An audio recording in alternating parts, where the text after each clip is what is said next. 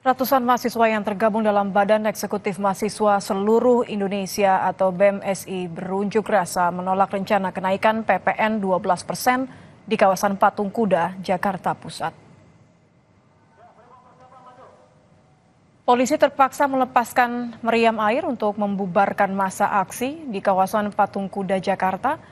Aksi yang berlangsung sejak Jumat sore digelar sebagai bentuk protes menolak kenaikan PPN 12%.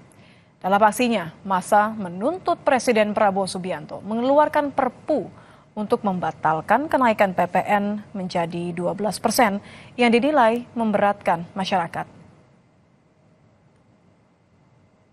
Tuntutan kita sederhana, cuma ada 3 dan betul-betul terfokus terhadap isu PPN ini. Yang pertama, kita mendesak Presiden untuk mengeluarkan Perpu yang membatalkan PPN 12%. Yang kedua, kita mendesak pemerintah untuk berhenti memeras rakyat.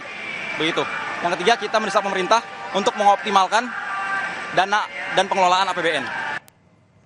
Kita beralih ke informasi terkait biaya ibadah haji 2025, Saudara. Menteri Agama Nazaruddin Umar menyatakan biaya haji tahun 2025 bisa lebih murah. Hal ini disampaikan Menteri Agama usai rapat terbatas di Istana Kepresidenan Jakarta Jumat siang. Meski menyebut ada kemungkinan biaya haji bisa lebih murah, Menak memastikan kualitas dan pelayanan jamaah haji tetap prioritas.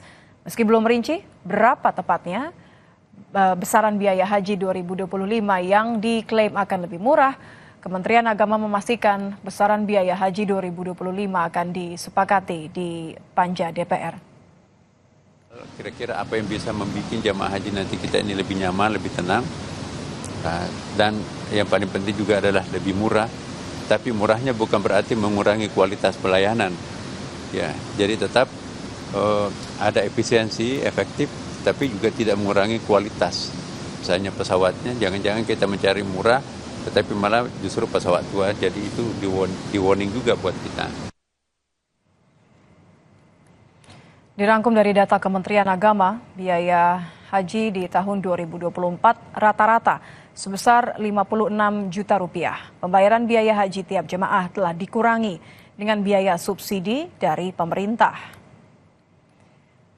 Komponen biaya haji tahun 2024 diantaranya 60% meliputi biaya penerbangan, akomodasi di Mekah dan Madinah hingga biaya hidup. Sedangkan 40% sisanya meliputi komponen biaya penyelenggaraan ibadah haji baik di Arab Saudi maupun di dalam negeri.